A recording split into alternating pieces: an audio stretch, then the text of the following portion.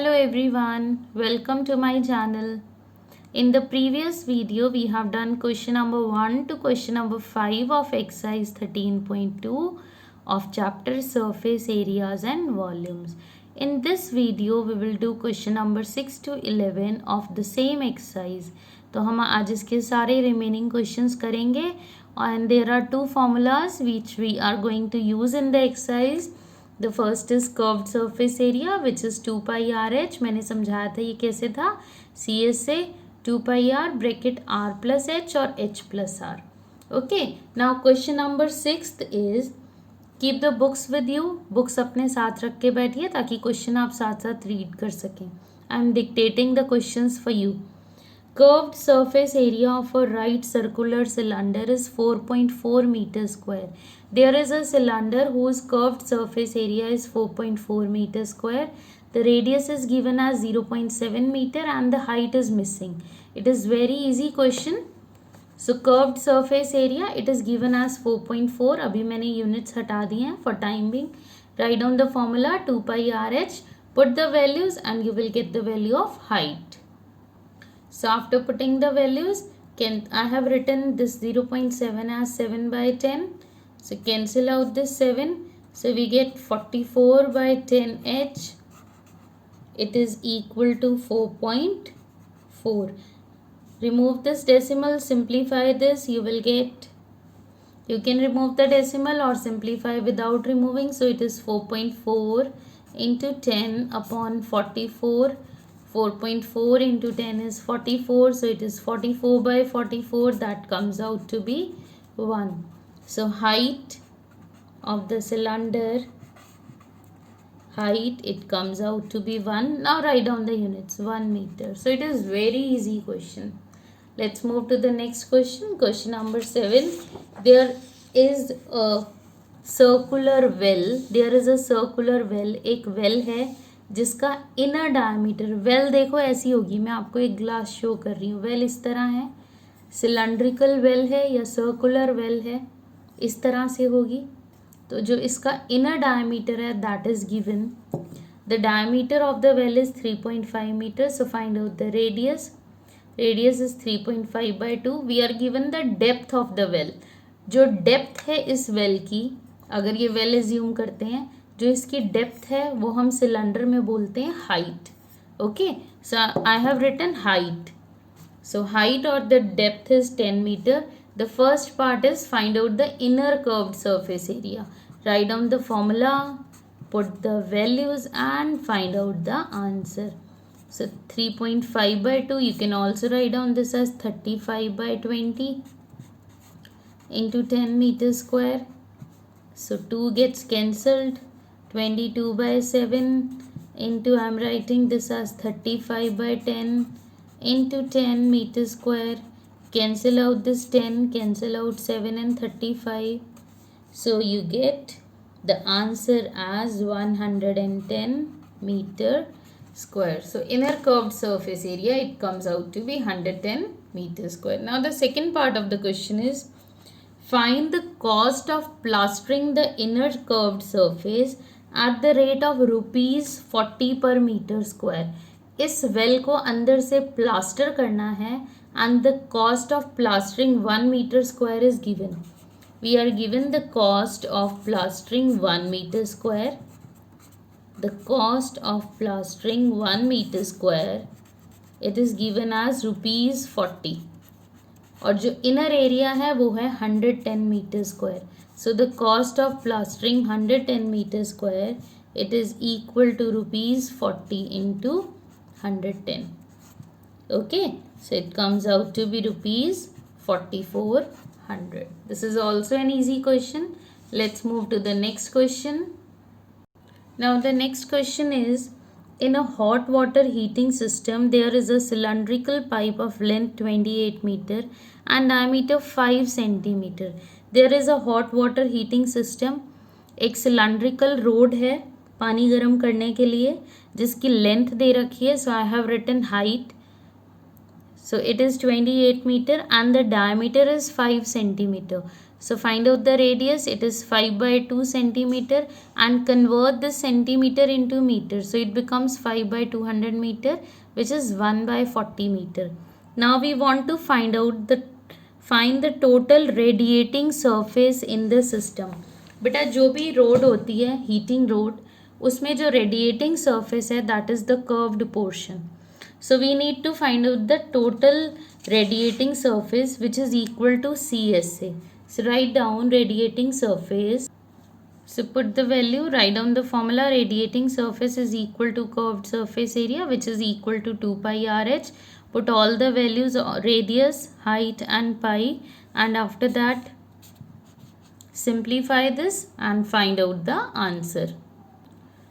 So it comes out to be 44 by 10 meter square, which means 4.4 meter square. So the radiating surface in the hot water heating system or in the heating rod, it is equal to CSA. Write down the formula, put all the values and find out the answer. Now the next question, it is very important question, so listen very carefully.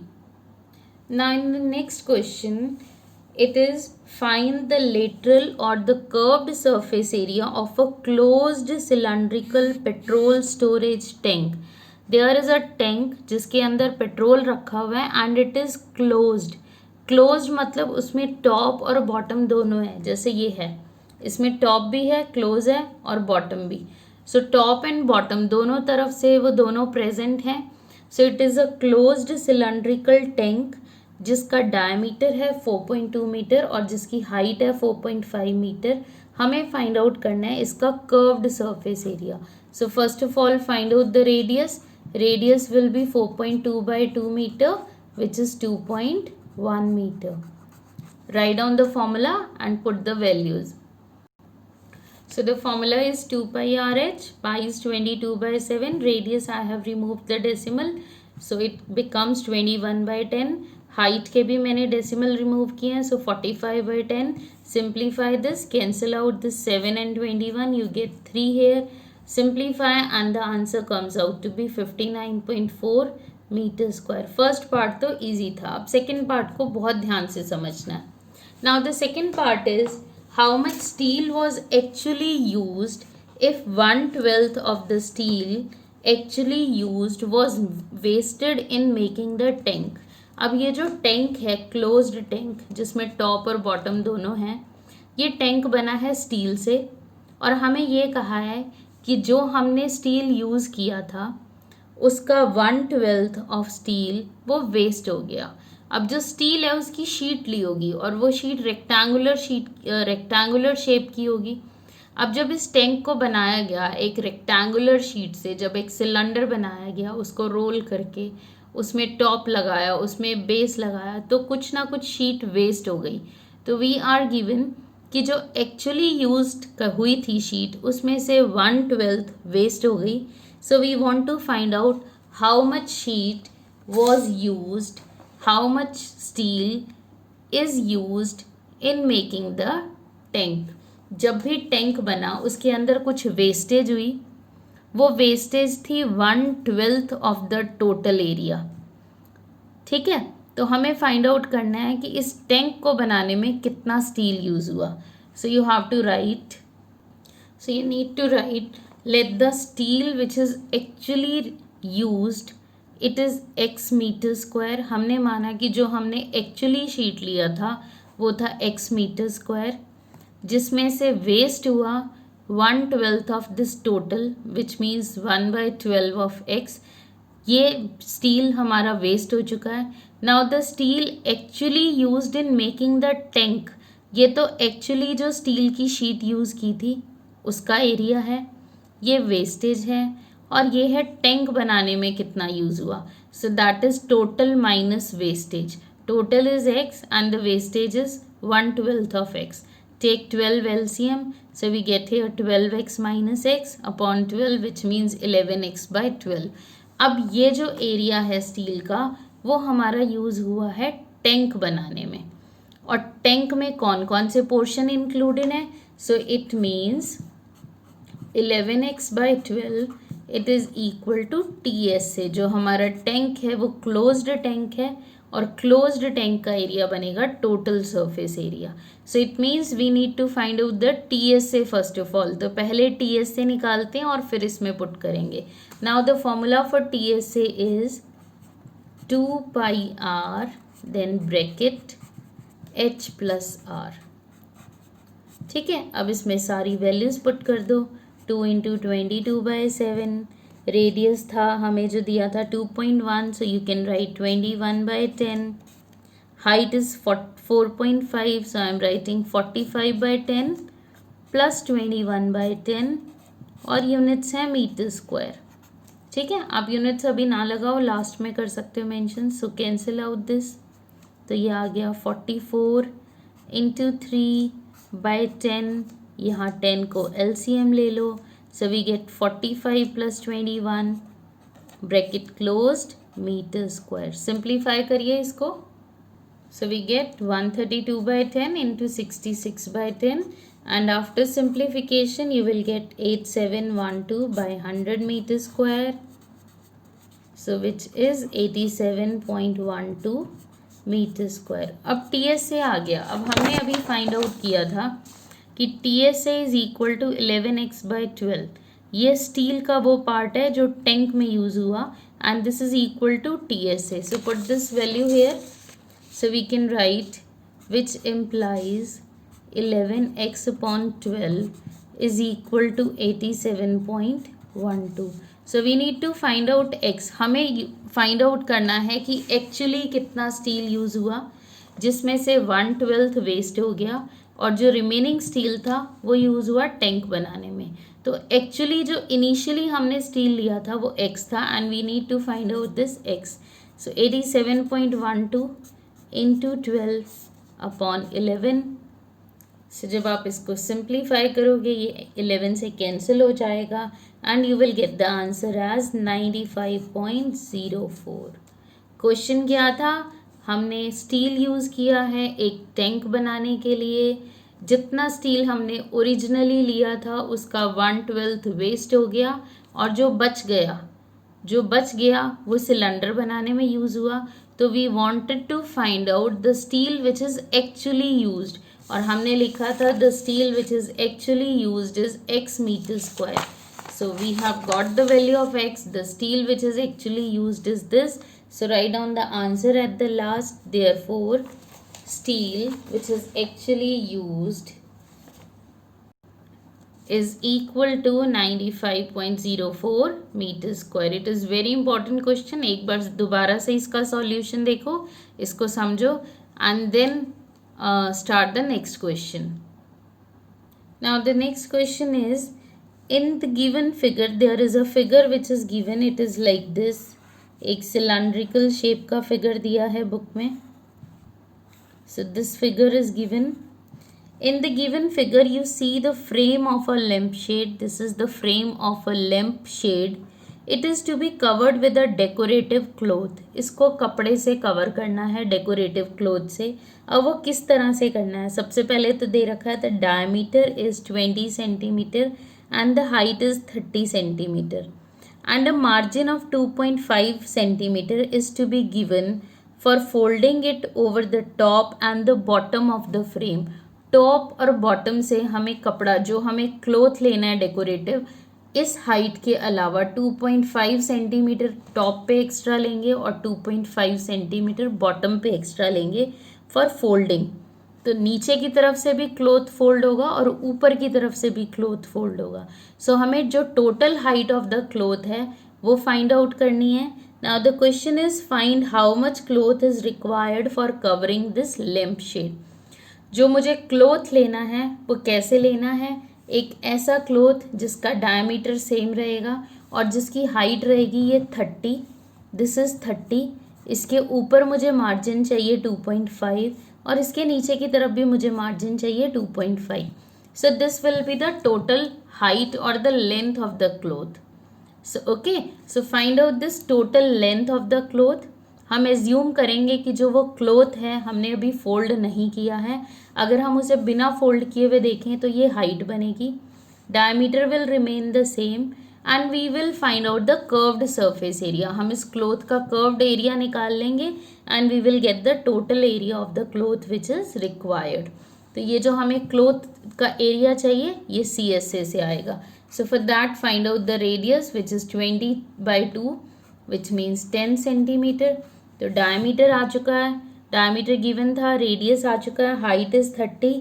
So right down the total height of the cloth or the total length of the cloth. I am simply writing total height.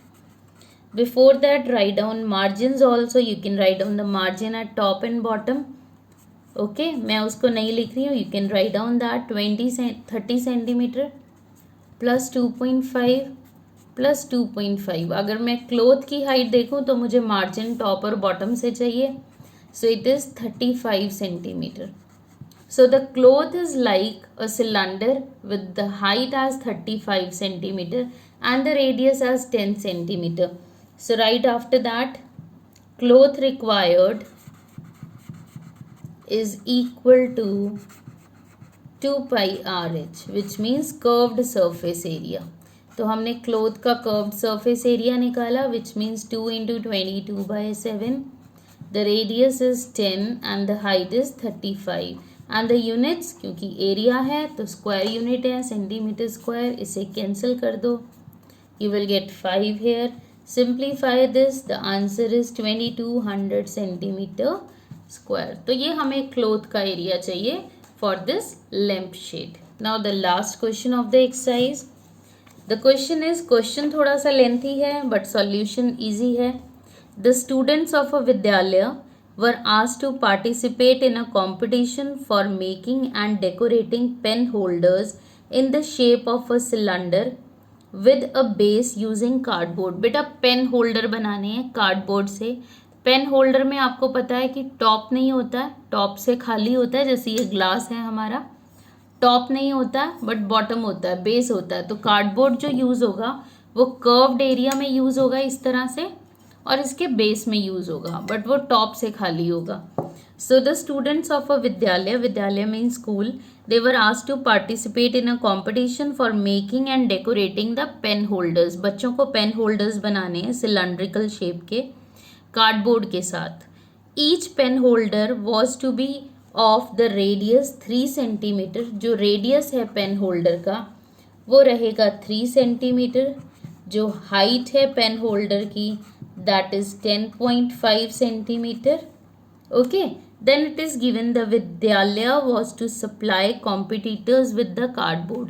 जहाँ पे ये competition हो रहा है वहाँ उन्होंने बच्चों को कार्डबोर्ड जो है सप्लाई करना है. इफ़ देयर वर 35 कॉम्पिटिटर्स, अगर 35 स्टूडेंट्स वहाँ पार्टिसिपेट करते हैं या 35 कॉम्पिटिटर्स होते हैं, how much cardboard was required for the competition. तो कॉम्पिटिशन के लिए कितना कार्डबोर्ड चाहिए. क्या करना है, 35 पेन होल्डर्स बनाने हैं, 35 कॉम्पिटिटर्स हैं, हर एक ने एक एक पेन होल्डर बनाना है, उसको डेकोरेट करना है. पेन होल्डर की रेडियस और हाइट दी है, सेम रहेंगे सारे. So we need to find out the area of the cardboard which is required for 35 pen holders. ठीक है, सबसे पहले तो हम फाइंड आउट करेंगे cardboard needed for 1 pen holder. Cardboard required or needed for 1 pen holder. एक pen holder के लिए कितना कार्डबोर्ड चाहिए, वो बनेगा curved surface area plus area of base, क्योंकि बेस हमें चाहिए. ठीक है, CSA का फॉर्मूला आपको मालूम है 2 pi RH. बेस सर्कुलर है सो पाई आर स्क्वायर. आप चाहो तो पाई आर कॉमन ले लो और चाहो तो ऐसे ही सिंप्लीफाई कर दो, it's up to you. I am just putting the values here. चाहे तो हम कॉमन ले सकते हैं. सो 2 into 22/7, रेडियस की जगह 3, हाइट की जगह मैं डेसिमल रिमूव करके पुट कर रही हूँ 105/10 सेंटीमीटर स्क्वायर प्लस, अब ये pi R square, 22/7 into 3 into 3 centimetre square. आप चाहो तो कॉमन ले सकते हो, इजी हो जाएगा. Now cancel out this, you will get 15 here. After simplification, इसको आप जब सिंप्लीफाई कर लोगे या हम इसको ऐसे भी छोड़ सकते हैं, बिना सिंप्लीफिकेशन के लास्ट में कर सकते हैं, but I am simplifying it. So we will get here 1980 upon 10 centimeter square plus 198 upon 7 centimeter square. Cancel out this 0. So we get 198 centimeter square plus 198 by 7 centimeter square. चाहो तो 198 common लेके कर लो, चाहो तो ऐसे ही कर लो. I am doing it like this. So after that take 7 common, या थोड़ा सा इजी कर देते हैं, 198 को कॉमन ले लेते हैं. So let's take 198 common. 198 common लोगे तो आपके पास रह जाएगा 1 + 1/7. देखो यहाँ से 198 कॉमन लिया तो यहाँ रह गया 1 और यहाँ पे 1/7 and centimetre square. Okay, so 198 bracket में आ गया 7 + 1 upon 7 centimetre square. So 198 into 8 upon 7 centimeter square. So it is 1584 upon 7 centimeter square. Now this is the cardboard which is required for only one pen holder. Cardboard needed for one pen holder, and total cardboard is required for 35 pen holder. So I am writing total area of cardboard required. Total area of cardboard required, it is equal to 35 into CSA, or sorry, the area of one pen holder, which is 1584 by 7 centimeter square. Cancel out this 7, multiply the two numbers, you will get 7920 centimeter square. So the area of the cardboard which is required for making 35 pen holders, it is 7920 centimeter square. So students, we have done all the questions of this exercise. In the next video, we will start the new exercise 13.3. That's all for this video. Thanks for listening. Thanks for watching the video. Have a nice day.